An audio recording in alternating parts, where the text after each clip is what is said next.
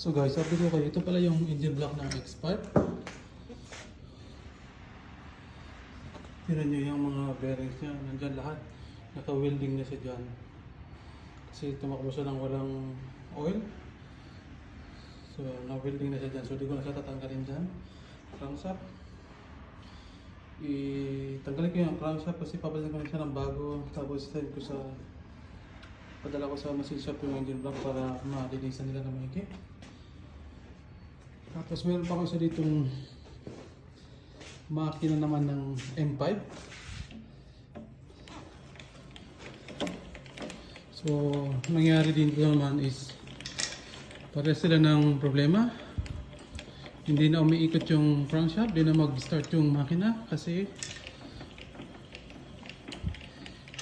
yung main bearing naman niya is na welding, saka yung bearing nga na welding. So yan.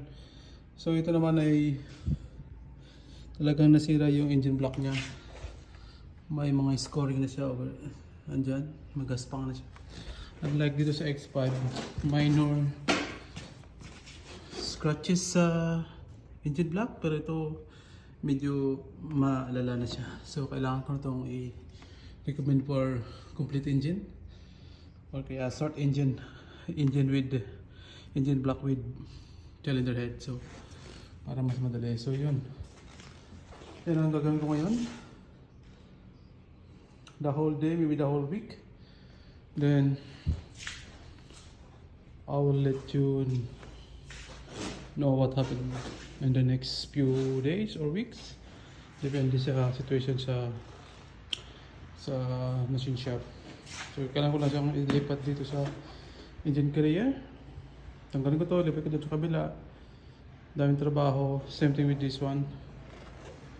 So tatanggalin ko rin siya, balik ko doon para i-set up ko rin siya, then mabaklas ko yung dapat yung baklas bago dali sa machine shop.